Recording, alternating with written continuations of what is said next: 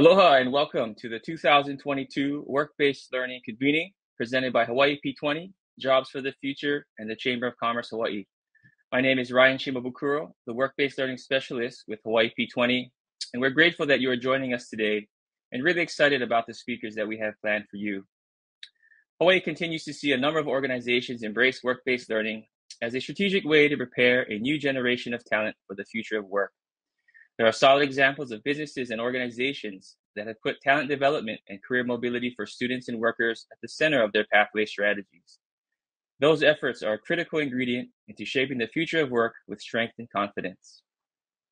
However, these pathways to economic advancement continue to be out of reach for students in many regions of the state. Employer-led efforts are the key to meeting the current demand for more work-based learning opportunities. Over the course of the convening, we hope to spark new ideas, explore tested work-based learning solutions, and inspire organizations to embrace work-based learning as a talent development strategy to tackle the needs of our education and workforce systems. To help us open our convening this morning, we have Keith Hayashi, Superintendent of the Hawaii Department of Education, followed by Stephen Schatz, the Executive Director at Hawaii P20 Partnerships for Education, who will be sharing a few words. Thank you, Superintendent and Steve. Aloha and welcome to the 2022 Hawaii Work-Based Learning Convening. The Hawaii Department of Education continues its commitment to create a sustainable future in which Hawaii's high school graduates can live and thrive in the islands in high-skill, high-wage, and high-demand jobs. Our high schools provide a variety of career and technical education models to ensure our students are prepared for Hawaii's current and future workforce needs. This includes academies, pathways, early college, AP or IB, and other rigorous models. Working in close collaboration, schools and industry leaders design pathways to provide leading-edge career training and experiences for today's learners and help them to identify and explore potential careers. We are able to provide students with opportunities to earn high-value industry credentials, skill training, and college credit alongside their high school diploma, as well as apprenticeships and internships. The true benefit of these models hinges on the critical guidance from employers and industry to help establish what is most important for our schools to focus on, what needs to be updated, and where improvements can be made. The work-based learning continuum has helped to ensure near real-time input and updates from labor, and we cannot thank our industry partners enough for their engagement and support of our students over these many years.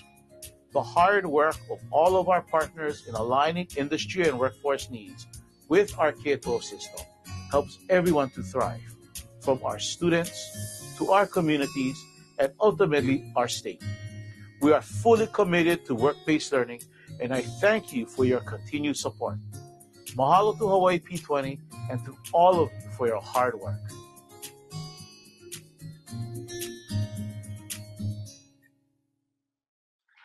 Mahalo, Superintendent Hayashi, and thank you for being such a great advocate for pathways and for work-based learning within the K-12 system.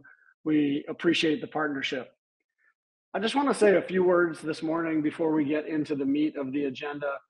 And as you might expect, I'm thinking about this from the preschool through higher ed perspective. So I'll start with a story about my own kids when they graduated from preschool. They were asked I have two kids, they're currently sophomores in high school, and when they graduated from preschool, they walked across the stage and the teacher asked, "What do you want to be when you grow up?" And one of them said he wanted to be a cowboy, and then the other one said that he wanted to be a race car driver. And so I think that's the appropriate question to ask at the appropriate age. Because at that point, all you're thinking about is, what do you aspire to be when you grow up? We want you to get excited about your future. But that's not the same question we have to ask as we go through the educational pipeline. We have to actually talk to our kids about what is realistic and where they want to live. So while we know that in preschool, it's a great question. What do you want to be when you grow up? There's a more sophisticated and nuanced series of questions we need to engage with our kids once they get into high school. And one of the reasons for that is that high school kids can sniff it out. They can tell whether something's real or whether something's not. So when we engage them in true work-based learning opportunities in high school, and it's the real situation they're going to encounter when they graduate and when they enter that career field, they feel it. So it becomes not only real momentum towards that career, but it can be an intervention for those kids. We've seen situations in which kids were not even sure they were going to graduate from high school, but because they got engaged in a pathway, because they started to do work-based learning, because they started to see a future for themselves, they graduated from high school, they went to college. Now, in some of those cases, they didn't stay on that path. They didn't stay on that particular career path, and that's okay. But they got excited. It was an intervention for them. And part of the reason that that intervention worked is because it was so real for them. So the aspirations for a high school kid are not enough. The engagement has to be real for it to affect them and to have that aspiration and to mean something for them, or else you get what I get almost every day, rolled eyes. And I get that almost every single day.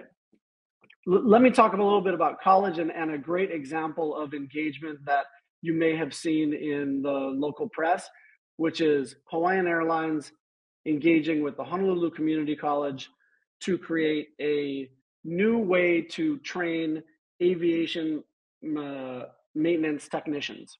So they were having a hard time getting enough local kids into these jobs.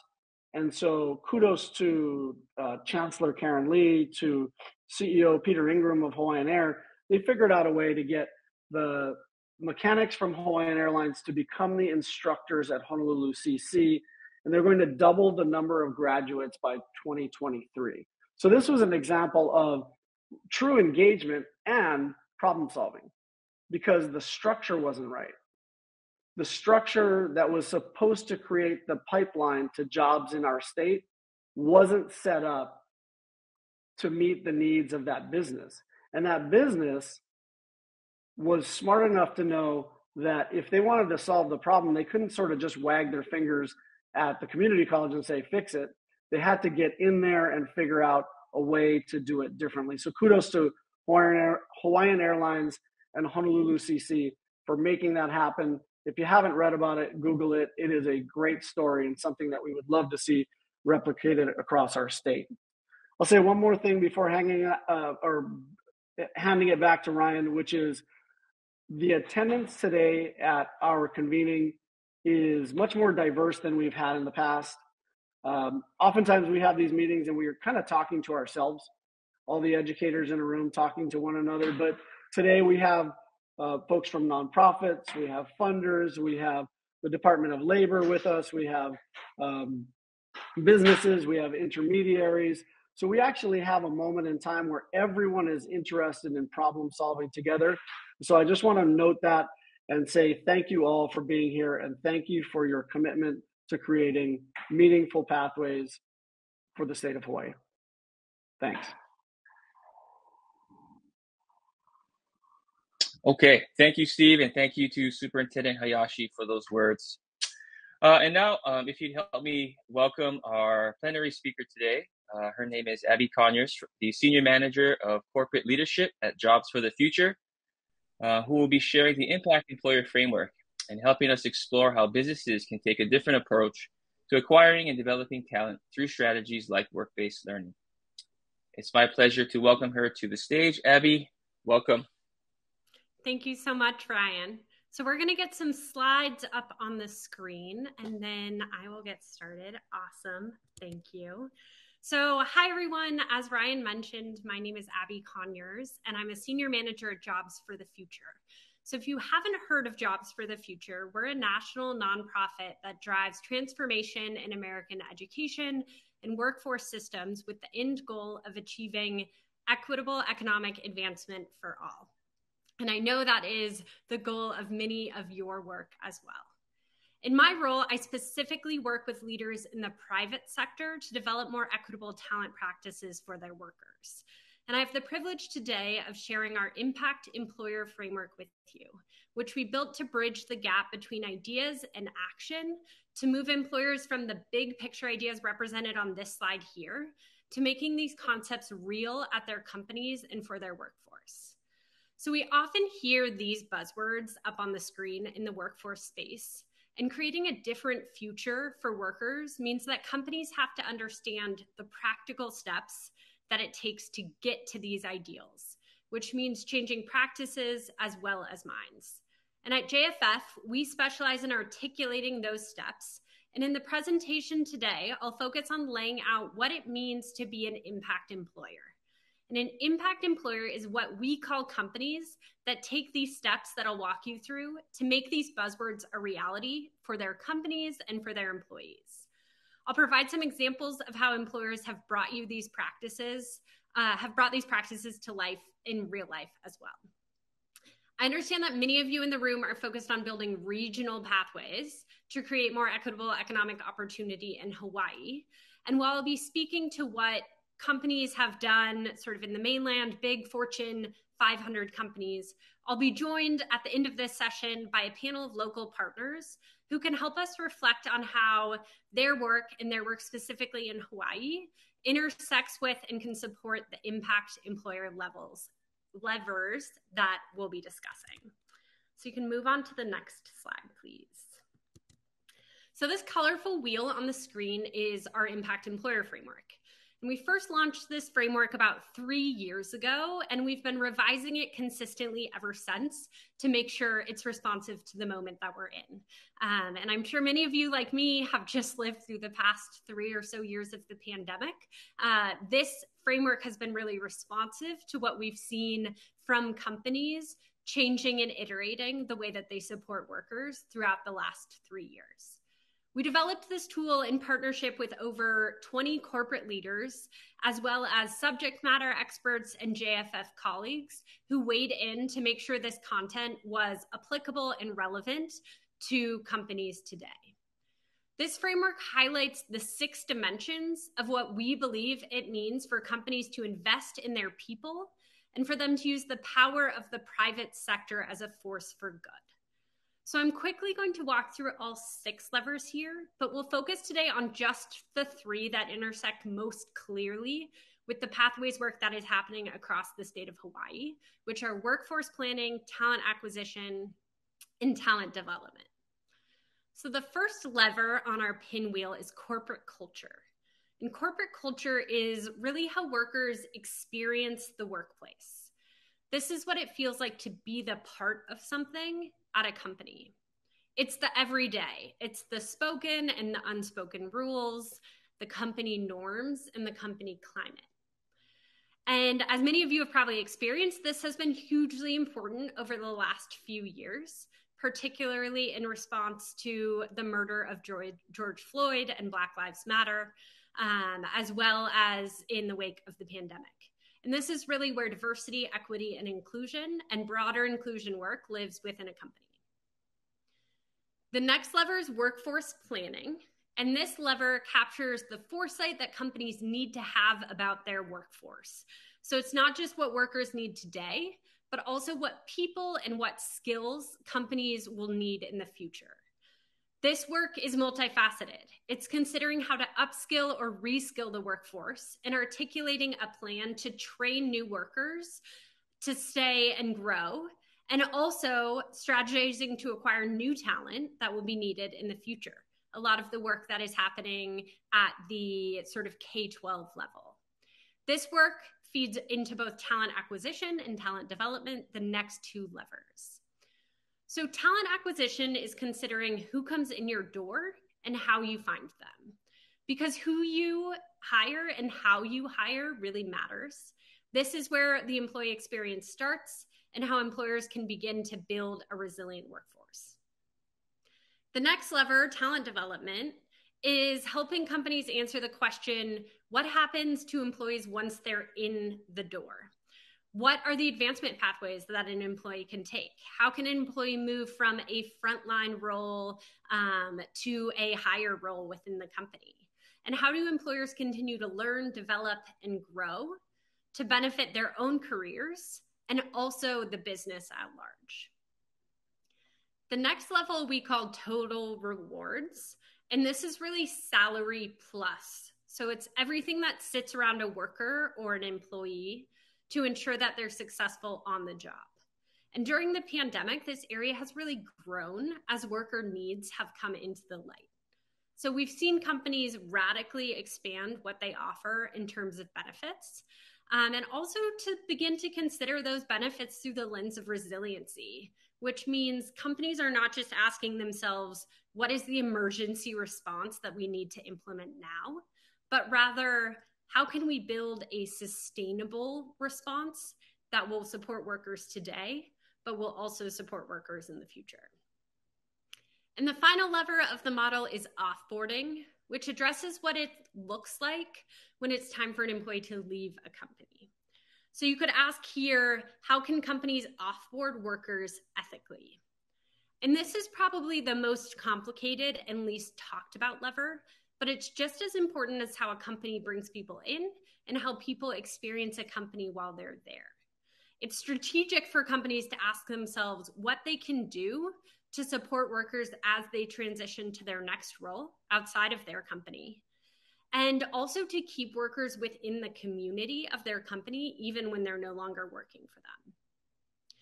So each of these levers works together to map the life cycle of an employee within a company. And you can see how if you move around that pinwheel, you sort of see that life cycle. But today we're going to focus on just 3 of the levers: workforce planning, talent acquisition, and talent development. And these are areas where companies large and small can be supported by efforts like those led through P20 and its partner organizations to better serve and support local learners and workers. So if you move on to the next slide, we'll start by talking about workforce planning. So as I mentioned before, workforce planning involves strategizing for the future and recognizing employees as critical to a business's future success. So investing in your workforce as a company through education or upskilling has proven to reduce turnover and save companies a lot of money while also benefiting existing employees. And this workforce planning also encompasses working with existing partners or new partners to make sure incoming talent has the correct skills to do well on the job. So a company can do workforce planning well by doing the following. A company should regularly assess future workforce needs to determine the skills, experiences, and credentials that may be required for their current and future workforce. Supporting workers, and particularly workers who are vulnerable to displacement, through tailored career pathways and development programs. So this means building skill pathways to particularly support this population of workers or a specific population of workers. And then centering employee training programs on the needs identified through their skills forecasting. And also partnering with organizations to find employees who have those skills.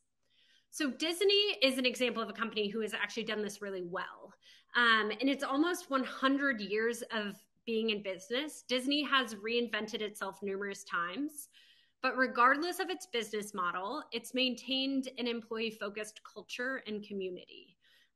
Disney, some of you may know, is really well known for valuing its employees as a core part of its corporate strategy. And so they've achieved this in a few different ways. The first way is that employees are offered robust professional development training programs through a program called Disney U, which supports upskilling. Disney has also activated a rehire program, which encourages employees who have worked at Disney in the past to return to the company after leaving voluntarily. So this keeps their sort of talent engaged even after they've left. And Disney also recently announced a new initiative called Disney Aspire, which helps hourly employees identify their career interests and then provide financial assistance for external education programs to help them move along that pathway. And while Disney has built these programs in-house, smaller companies can work with local organizations to design and promote these learning opportunities that map to the advancement pathways available at those companies. So if you move us on to the next slide, we're going to talk quickly about talent acquisition. So this is likely the most familiar to all of you. Talent acquisition is how companies find and attract talent. And we believe that impact employers should really be looking beyond pedigree to think about potential and not just credential. And so by doing this, companies broaden their talent pool and increase diversity within their talent pool and ultimately within their company.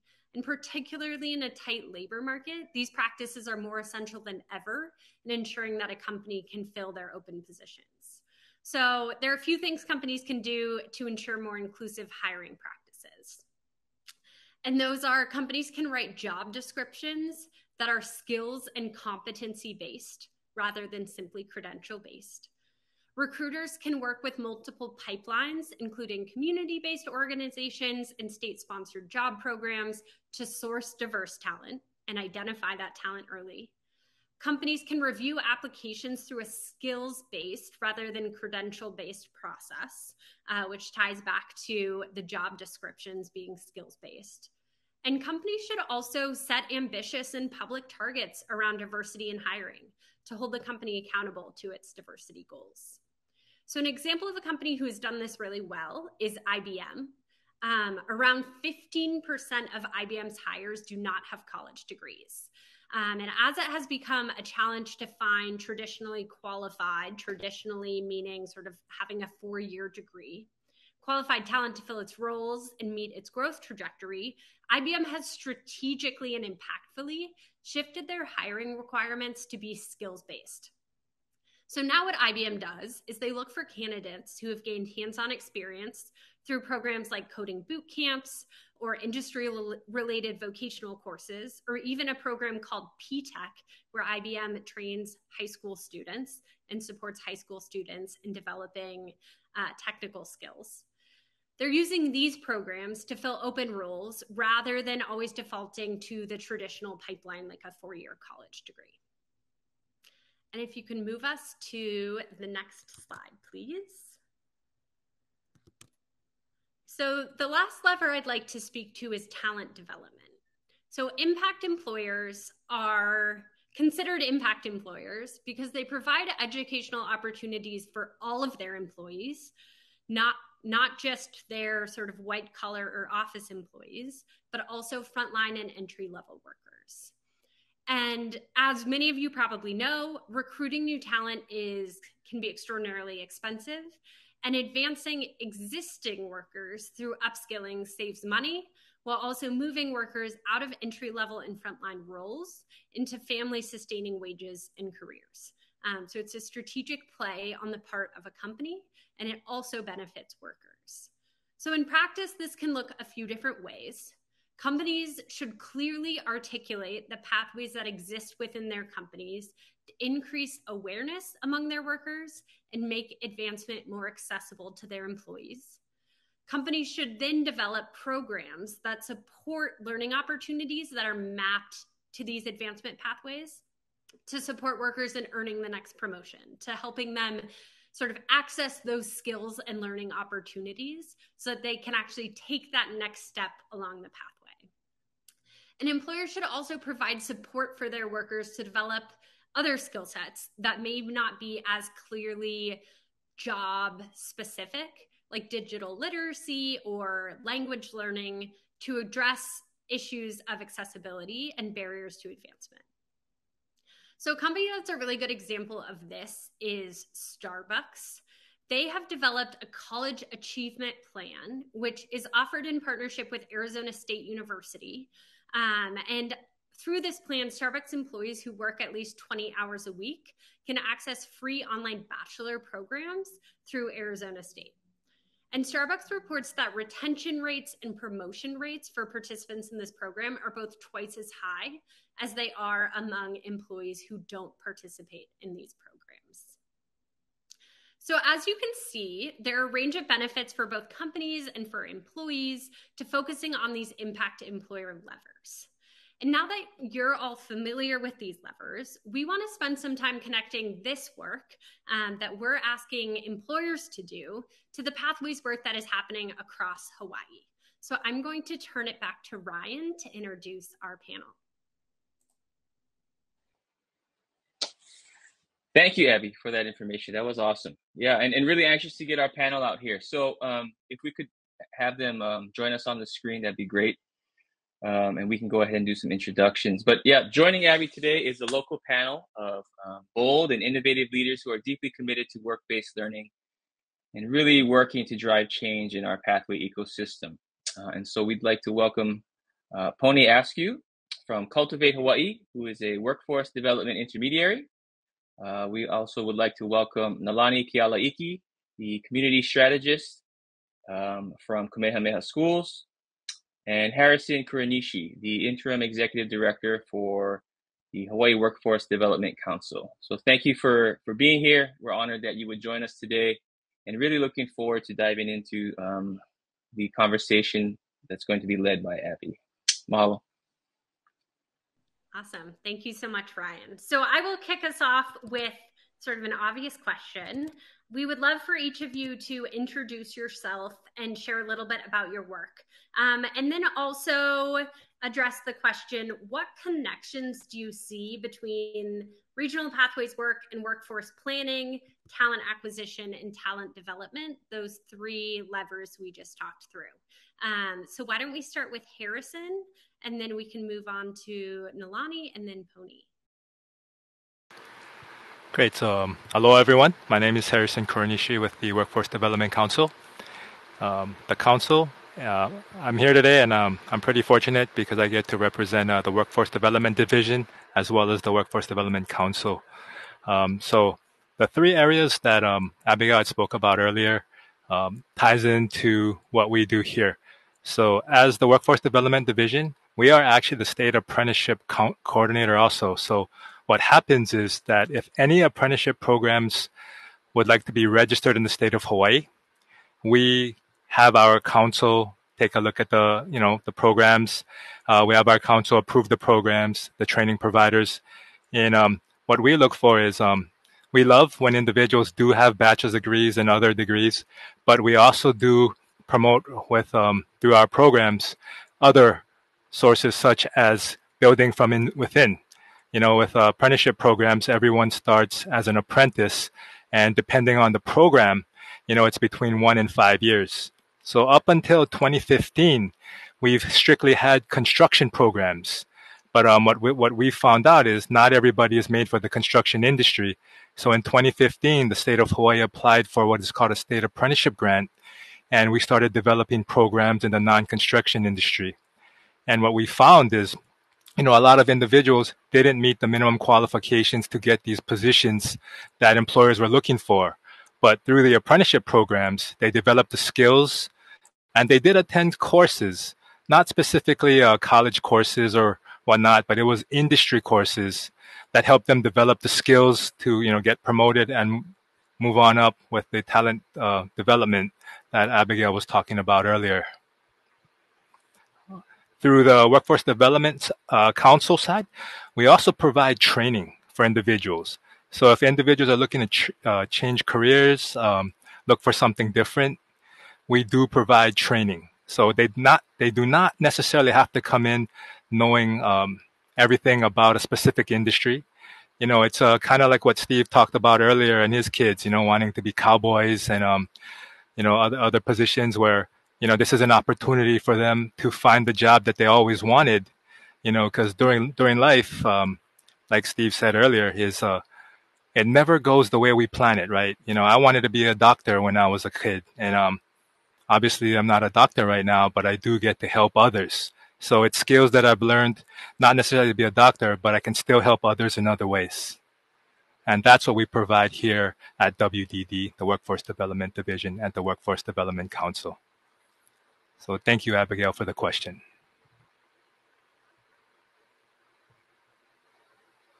Over to you, Nalani. Aloha. Thank you, Harrison. And thank you again, Abby. My name is Nalani Kealaiki. I am with Kamehameha Schools, and I am honored to be here today participating. In the unit I belong to, it's strategy and transformation, and my focus is on community engagement as well as career pathways. I am from the island of Maui. I like to say I'm homegrown. I am an alumna of both Kamehameha Schools, Kapalama, as well as University of Hawaiʻi Manoa. A little bit about Kamehameha Schools. We have 3 K-12 campuses statewide, and we have nearly 30 preschools statewide as well. Education is the core of our mission, and looking at education through Hawaiian cultural base and post-secondary education really is about the foundational pieces when we look at success for our students, both on our campuses and in the communities as well. One of our strategic 2025 goals is resilient communities. And that's so super big. And how do we do all of these things? And when we kind of break it apart, it's about engaging with communities to educate and empower our OEV leaders to build resilient communities. So how do we do all of that, right? You know, we have our statewide campuses, which I mentioned. Then we have really look at our AINA and the AINA stewards that we have taking care of both our agriculture, our conservations, as well as our commercial AINA across the state. We have a robust digital learning platform that's continuing to grow and learning things through our COVID time period. And what I really am excited to talk about different pieces today is partnering with strong community organizations. Many of them are on this panel or will be speaking later today in our program. And some of those are scholarship for Native Hawaiian learners. We've been steady in that for very many years, mostly in the post-secondary.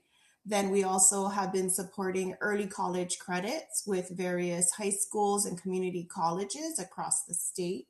We have a long-standing program called Kapili Oihana, or our internship program.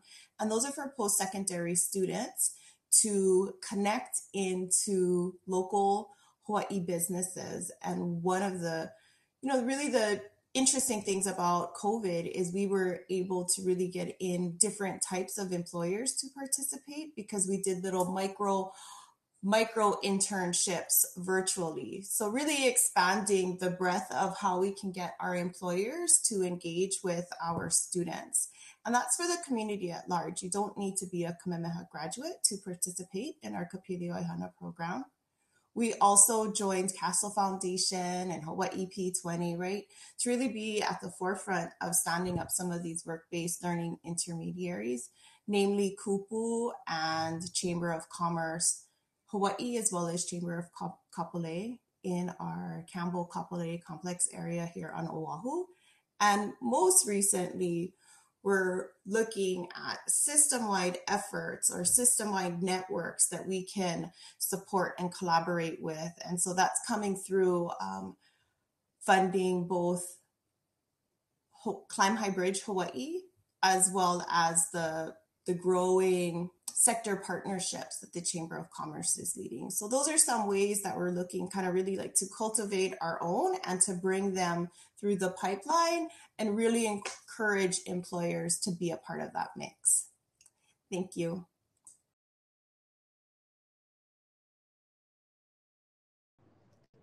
Aloha, I'm Poni Askew. I'm the Executive Director of Cultivate Hawaii, and I work with the Department of Education as a bridge between community, industry, government, and educators to ensure that Hawaii's public school students receive quality opportunities in work-based learning.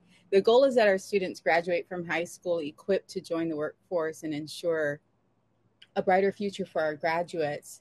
I'm currently working on and focused on the Lelehua complex, and I'm working specifically in ag tech, value added or food manufacturing, and then actually healthcare pathways and industries. And how do I do that? One thing that I've traditionally done over the last few years in this role is really taking a moment to assess the industries within the Wahiwa community that are available to our students. One specifically being cybersecurity pathways, and that was the first industry that I focused on with the NSA, being in the backyard of literally the Whitmore community. And finding internship opportunities for our students,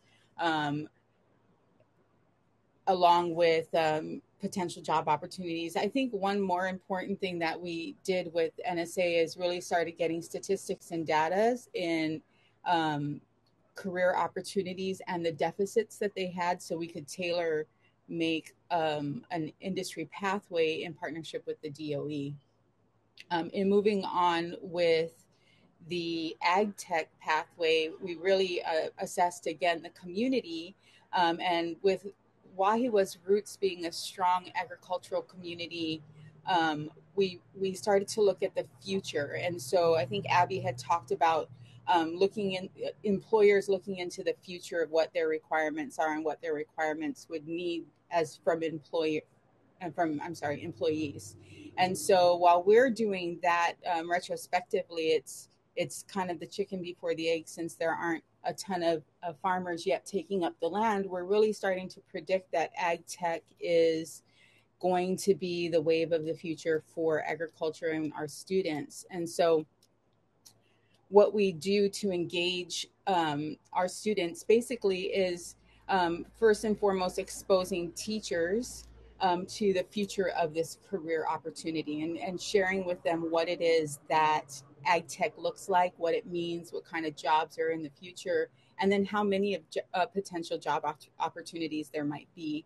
And then from there, we shift over to the students and providing camps that expose them to different career pathways under the umbrella of agricultural natural resources. And so that could be robotics, it could be artificial intelligence, it could be app development, and operating camps during spring break and fall break, and eventually during summer break as well, that really engages our students to consider a career in that pathway that will ultimately be in their backyard. The other way that we engage our schools and our students, and one that I find has been very helpful and important, is engaging with our community organizations. And so whether it's the Alumni Association or the Wahiwa CBDO, working with organizations like this to help propel our programs has been invaluable in the success of what we've been doing. And then finally, finding and identifying someone within the DOE structure that we can work with directly and in partnership, again, has been a very critical key and component to what it is that we are doing, and to successfully shift and integrate into pathways. When I started, natural resources pathway didn't have any ag tech components to it. It was traditional dirt farming in a beautiful 3.5-acre farm.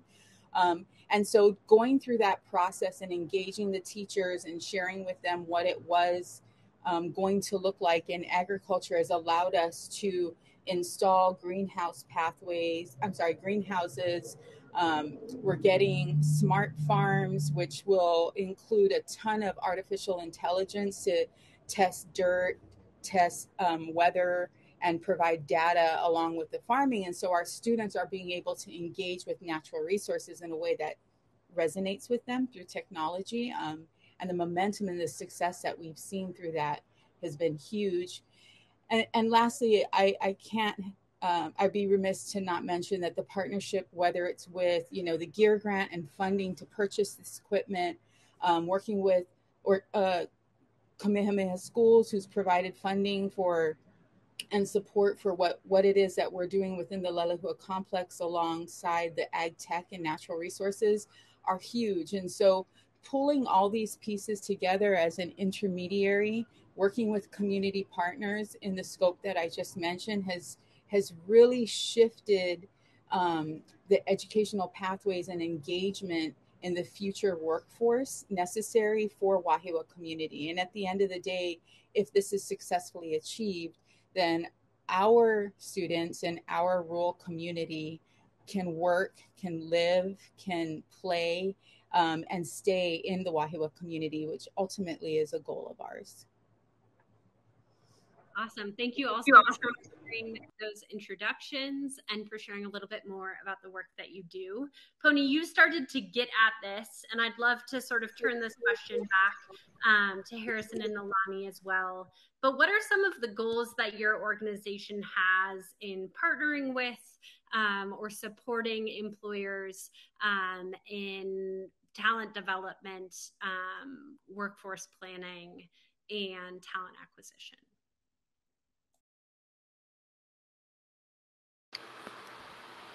So here at the Workforce Development Division, what we've been doing. So this past summer, we actually had what we called a pilot internship program, where the state brought aboard 40 interns in a specific industry, which was IT.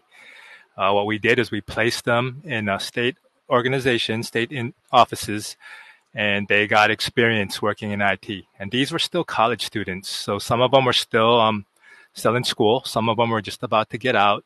They were in various degrees. Well, and what happened to some of them was they actually got hired here, and that's what we were looking for. Is what we're looking to get the experience, not just the education and training, but the experience portion more so to these individuals, so we could fill not just our state positions, but the positions statewide. As through COVID, IT was one of the industries that just kind of grew really fast.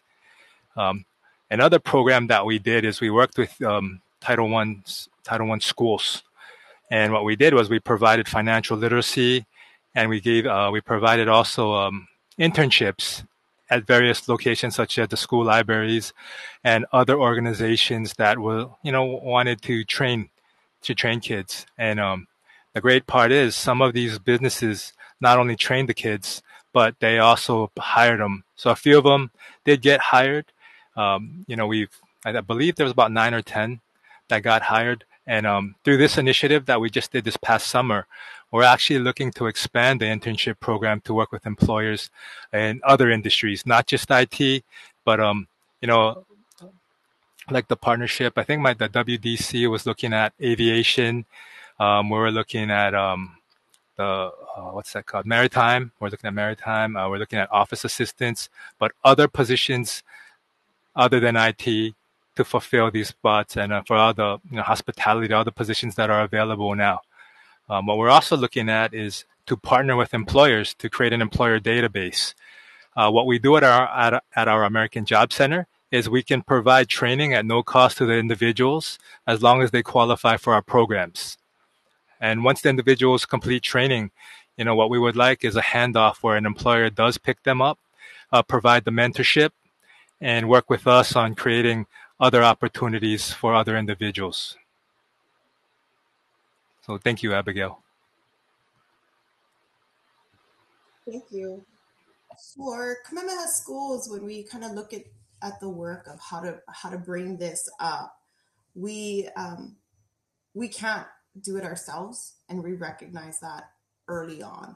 And so it's about how do we work with the community or for the community through our community partners. And so we're always looking for different types of partners and partners in different spaces, whether they really are grassroots in a community, whether they are a little bit larger, island-wide, statewide, and or topic-based. So if I could explain maybe kind of two of our partnerships at different scales. One of our larger scale partnerships is with Hawaii Pacific Health, or HPH. And we have several goals in there that are outlined. Most of them is work-based learning. They have really solid history working statewide, but especially on here at Waipahu High School, and then now kind of really moving into Kauai with their Wilcox Hospital.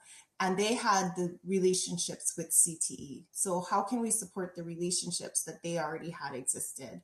And then we built in summer internship pipelines So they would go out to their regular outreach channels, and then we brought ours in, which has a fine tuning of Native Hawaiian learners. So to bring more of our Native Hawaiian learners into that space, since healthcare is one, there's a need, right? When Poni was talking about data, like what do we need? And then two, it's also, it's very important to the health and well-being of our people to do well here. And then a different slice of our partnership, not directly related to work-based learning, but also is in the food systems or ag and INA of like working on our INA. So there's a partnership of how their current employees learn different skill sets on our INA across the state and have a different opportunity of learning when you're already employed, right? So that continuum professional learning growth. A different type of partner, which I used to say is more grassroots, but they've really been booming recently in the technology space, is Purple Mai'a. And that's like a Kanaka built company. And it started off as a technology coding, and they've really been moving into supporting new entrepreneurs, different types of businesses, and utilizing technology to support their business model. And so those are kind of two different types of community partners of how we look to bring up different industries and different individuals through that pipeline. Awesome. Poni, do you have anything to add there?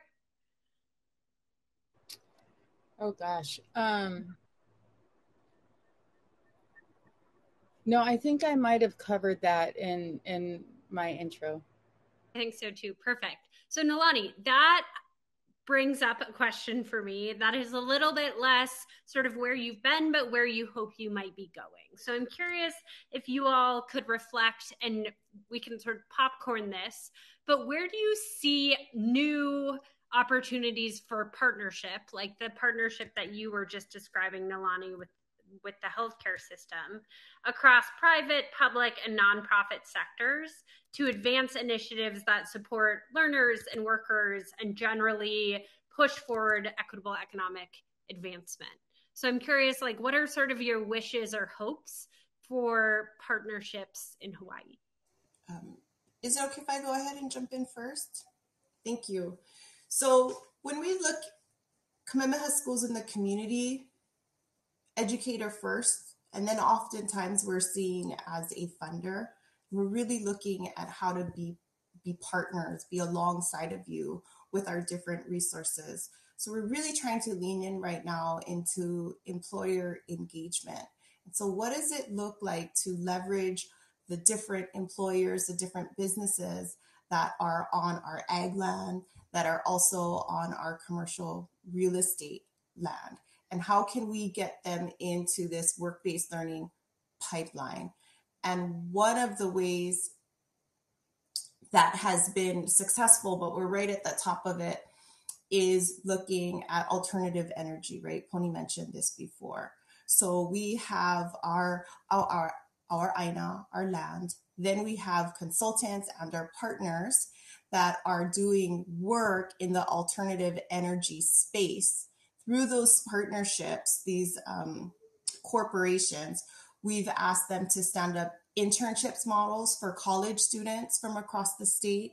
And also we are now pushing into, okay, how do we work better with our partners that are either on the North Shore or on our Waiava property to work with the schools in the community. So like Poni and her group, that's coming up. There's conversations along that lines that she's mentioned earlier. There's also conversations with Pearl City High School as that business sits on their CTE Academy. And then also looking, okay, now how can we bring that maybe a little bit more into the neighboring communities of Waiava, like Waipahu. But then how do we reach out for where our Native Hawaiians really are sitting out on the Waianae coast? And what are some of the community groups out there, like Makaha Learning Center, that we can link up? So it's where do we start, and then who do we link? are all the things that we're putting together, which is why it sounds like we're in a lot of different spaces, but we really are focused in those that can help make those connections.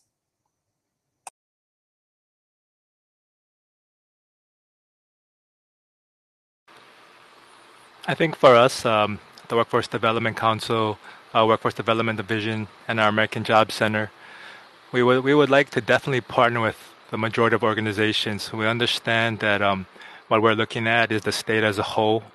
A lot of times our programs are specifically for Oahu. What we're looking at doing is trying to get our, the state, not the outer islands, but Maui County, the Big Island, Kauai, for us to all kind of work together and get everything out there. So the opportunities are out there for everyone. We did have an Oahu Back to Work program that came a grant for that, and it was specifically for those on Oahu. And what we're looking at as a team and a community here is to partner possibly with Poni and her team, Nalani and her team, to get these outcomes. It looks like a lot of us are providing duplicate services, and sometimes this could be frustrating for employers. Employers, they don't know the difference between Poni's organization, Nalani's organization, and my organization. All they know is, hey, this program sounds familiar, and somebody already came and pitched it to me. So hopefully, what we can do as partners here in the community is work together, stop the duplication of services, and have our guys focus on what they do best. I think this would also show appreciation for the employers, where we look towards their needs. A lot of times we forget that on our end, we have the programs that we want to push, and we forget that the employers may not need those programs, and there's other needs that they may have. And although we might not be able to provide it, we would like to refer, like if Poni and her team can do something and they haven't met with this organization, or Nalani and her team, we want to be able to refer them and have all that information in our tool belt. So when we do go to an employer, we can strengthen our partnerships, not just in the community, not just with our partner organizations, but with that employer. Yeah, Harrison, I completely agree. And I know that in what I address is really heavy in Lelehua complex, and candidly, I am a graduate of Lelehua High School,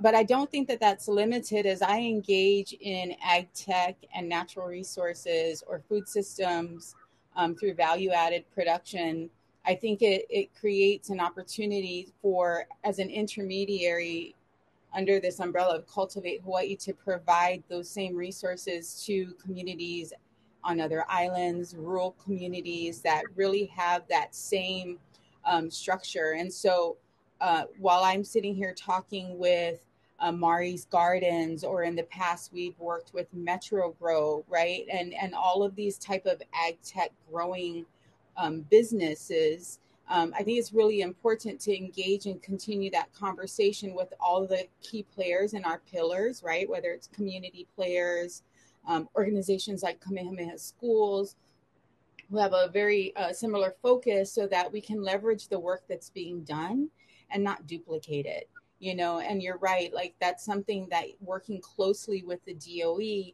it's something I'm able to leverage in a sense of being that point of contact, right? And that point of contact who filters out to the network. And that is the reason why an intermediary role, whether it's under industry or under complex, is a very critical role. I mean, I work with our Leeward Community College in getting this value-added facility set up. I work with Senator Donovan Dela Cruz, because he is part of our community. Like, all these key players brings it together under one umbrella, and hopefully the idea is to streamline that conversation, and then focus in on whoever the experts are. And again, with the community partners being a part of that, they're so valuable to get things moving, and if nobody's communicating with community, then that's a huge missing piece. And so Being that one point of contact has been, I believe, how we've been able to successfully implement like the cybersecurity lab that now exists at Lelehua Complex, or what we're working on next with this ag tech type of lab or space within this 3.5 acre farm that our natural resources teachers have out at Lelehua High School. If you guys work within the, the Department of Education, you know how challenging it is to change, shift, or influence any change in the way things are being done. And so I would definitely agree with both Nalani and Harrison that this partnerships and then assessments of community to then implement these type of industries is invaluable for our students to be able to graduate and work in a field that really provides them the ability to live and stay in our community. Absolutely. That's so essential. Thank you so much for sharing that, Poni.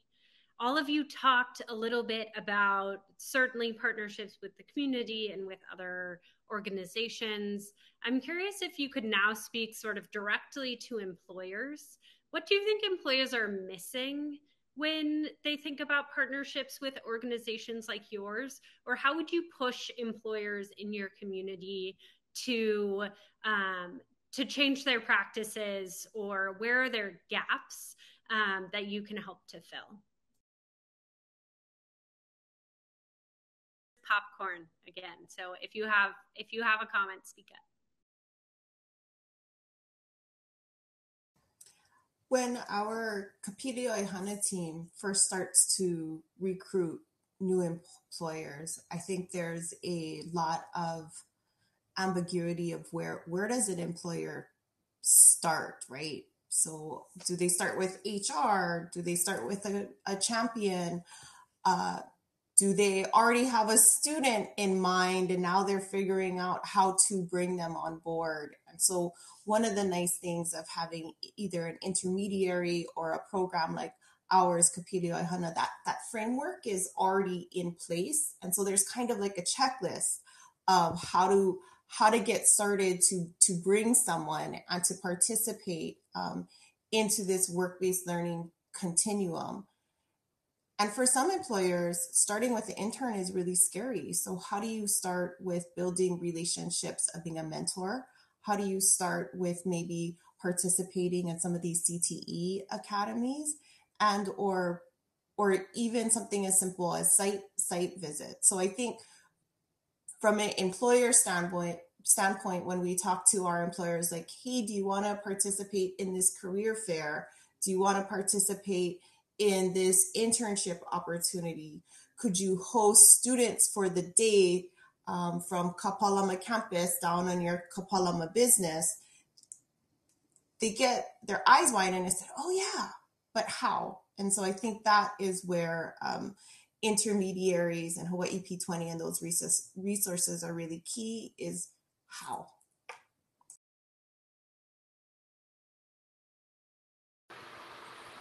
I think for us, with the Workforce Development Division, what we're looking at is we're not trying to reinvent the wheel here, but a lot of companies kind of want to follow what the like what the apprenticeship programs are doing. Where you bring in someone, they're available. They learn skills at various levels.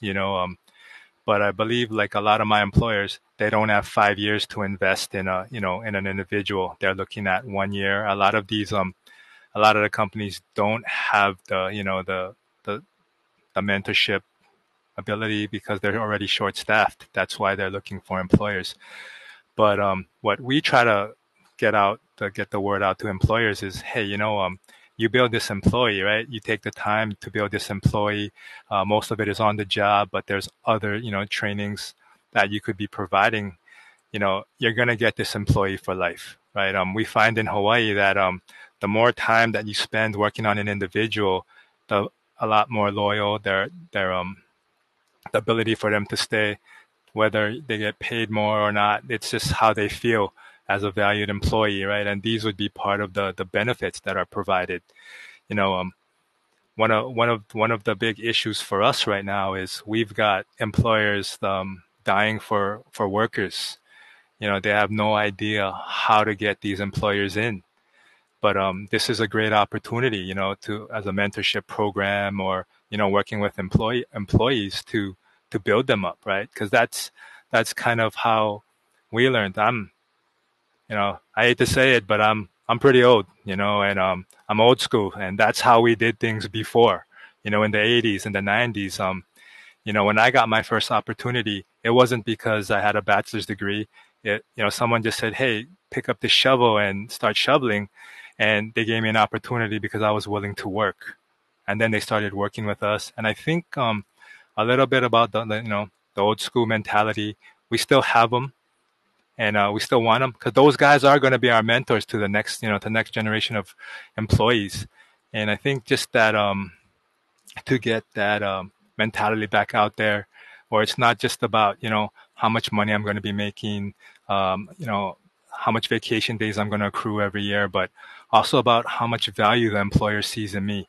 And I think right now that's something that's missing. That's something that we're looking at bringing back as our organization to say, hey, training, whatnot. Because even with us at the state, what we find is those individuals that got the supervisors that are training them, working with them, bring them into the system, they start from the bottom, but they work their way up. They tend to stay 30 plus years and retire with us. Yeah, Harrison, I agree too, with the not reinventing the wheel thing. And it's really about, first and foremost, identifying what employers may already offer in their organizations. And if they don't have offerings, what can be provided as a service to them, and connecting people who have that service, whether it's a program that already offers internships in healthcare or whatever it might be. Is just, how do we connect? I'm not interested in creating a whole new internship program per se as an intermediary, because there's a lot of opportunities out there that exist. And so it's about connecting and exposing. Industry does have a tendency to be focused on obviously working day to day and clocking their employees that they do have in and out and keeping them trained and able to work. And so when they have to look out of that space, my goal is to share with them what we have going on at the schools and find out what they need to connect the dots, and then connecting other people to that. And so if it's necessary to create a program after it's all said and done, sure, I'd consider it. But I'm not about reinventing the wheel. I'm not about making this, only Cultivate Hawaii's program. Ultimately, intermediaries are connectors and networkers, and we're here to put together all the pieces that are floating around. And so working with you, Harrison, or working with Kamehameha schools, and working with the businesses is just really how I can be most effective at what I do, and presenting, hearing the needs of a business, and then finding what can be plugged into that. Awesome. Thank you all so much for reflecting on that. And I actually heard some of our other sort of impact employer levers mentioned, specifically around corporate culture and how important creating mentorship in space for growth is within a company. So I really appreciate all of those reflections. I think we are close to time. And so I have one remaining question for all of you. And that is, given what you know about the diversity of the people in the room today, I know folks are coming from industry and education and the nonprofit sector. What is one call to action or hope that you can send everyone off with today? Or as they move into the rest of the program today, what would you like them to be thinking about or holding central? I'll go first. I think following off the theme of Poni is connections. Like, what connection point can you make today? Is your connection point to check out like Harrison and what resources do they have? Is your connection point to see a different speaker on the panel and email them and say, hey, I have a student that, or as a business, oh, there's resources, where can I go? So I think my action point is to stay connected. And this group that's here today is a really solid set of folks to help you do that. I think for our organization, it'd be please reach out. I've learned a lot on listening to Poni and Nalani, and I'm hoping that we could stay in contact and work together on this.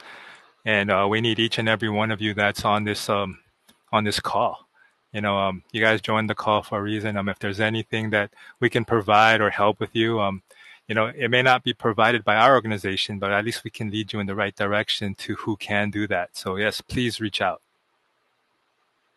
I think for me, as you go through the day today, I really would like to challenge anyone listening to the idea of exploring what's possible and not what's present. And so in the role of being an intermediary in the state of Hawaii, sometimes we're really disconnected from what goes on in the rest of the country, is really just imagining the perfect conditions and learning situations for our students and what it is that we want to see in our state, on our aina, at the end of the day, and then having an open mind and a can-do perspective to do it. I mean, when I started doing this intermediary position with, the help of Kamehameha schools, kind of saying, hey, here's an idea, it was completely new. And the impact of just accepting a new idea and creating and evolving and working with it has had a tremendous impact on our community. And it wasn't a real validated idea 4 or 5 years ago.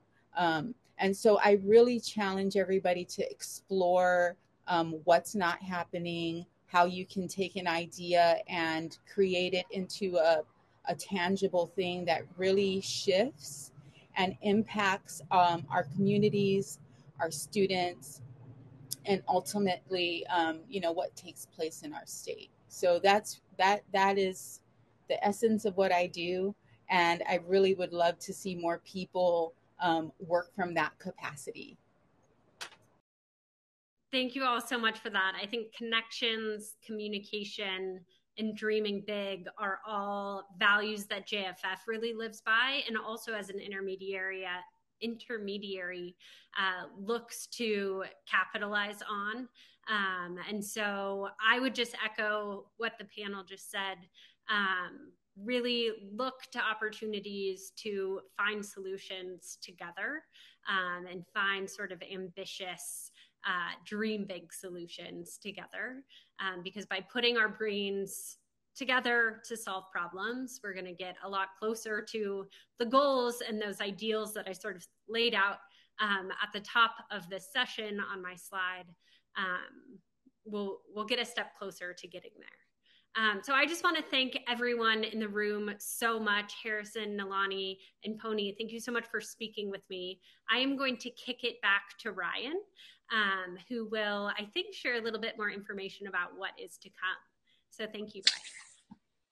Yeah, thank you. That was awesome. So much wisdom and knowledge and insight by all of you. So thank you for taking the time and sharing with our attendees today. I want to make sure that I thank Superintendent Hayashi, Steve Schatz, Harrison, Poni, Nalani, and Abby for helping us open our convening today.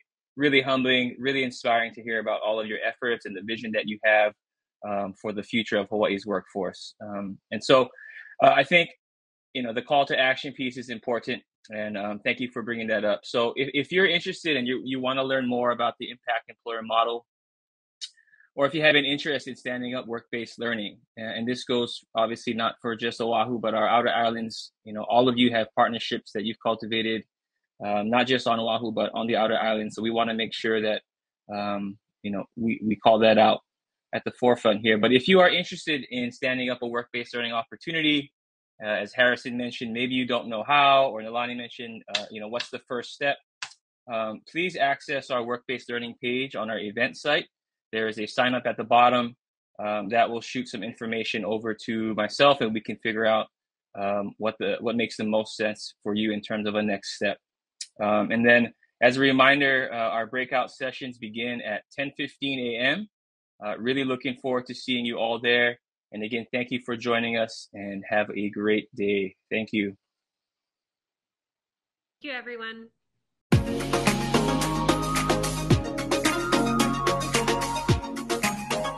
Adventist Health Castle is known for their exceptional care, and they credit their talented staff and positive work environment. We put the patient first. That's our mission. Everything we do is around the patient. From the lab quality to the patient quality in the clinics and the ER is all about the patient, and that's why Castle provides high quality care.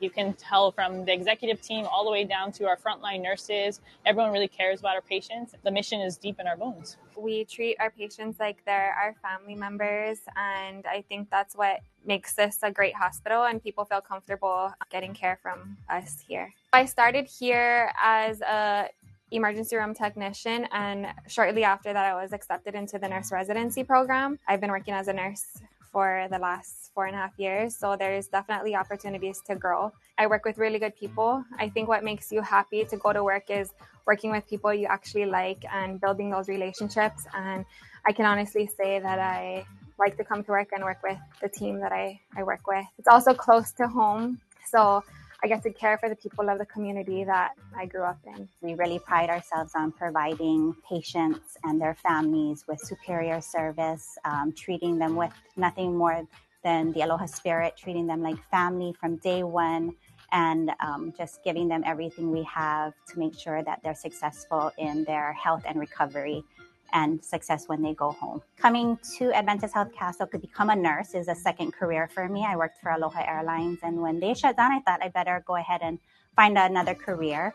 And nursing made sense, and there was always that worry that, will I love this as much as I loved flying? Will I love this as much as that fun job? And I'm grateful that when I did come to Castle and became part of this team and this family, that it is. I love coming to work. I love working with his team. I feel supported. It's rewarding. I go home feeling full and like I did my part to help others. And I feel I am just as happy here and grateful that I can work here. The top thing that sets Castle apart is really just this sense of family. Our leadership is constantly meeting with us. They come and visit us. It's a very open door relationship. We're supported in everything we do. They're always checking on our needs, showing their gratitude by saying thank you. It's always sincere, so we feel validated, rewarded with that, and just kind of strengthened to do the job that we need to do through that. We'd love to have you be part of our team. For more information or to apply online, check us out at adventisthealthcastle.org/careers. Brought to you by Adventist Health Castle. Hello, my name is Alan Hoke. I'm the Vice President at Genki Sushi USA. I'm excited to be able to visit with you today and looking forward to sharing information about our company and what we're looking for in the direction for obtaining more individuals to consider us as an employer. And I know that the work that you're doing is great as you work directly with the students who have expressed an interest in various areas of potential occupations. Genki Sushi USA is celebrating its 30th anniversary in the state later this year. I hope that each of you are familiar with Genki Sushi. You know that in some of our stores we use the conveyor belts. And in other stores, we have the express train delivering food directly from the kitchen to the customer's table. We currently have 12 stores in the state of Hawaii, 8 on Oahu and 4 on the neighbor islands.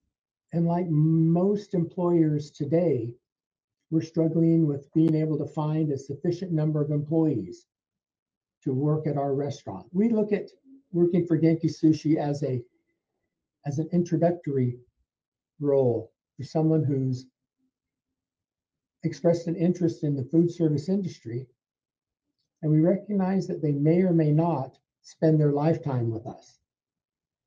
We would like them to, if possible, because we've created a career path that would allow someone to come in as a trainee and then work their way up the compensation and job structure ladder so that as they progress, they can actually become a store manager. Now, we also recognize that, and we do encourage our employees to continue their education, post high school education. So we offer a continuing education program where we encourage them to pursue culinary certifications at the UH or one of the community colleges. So if they're willing to work, if they are dependable and responsible, and they can work safely, then yes, we want them to come join us. So thank you very much.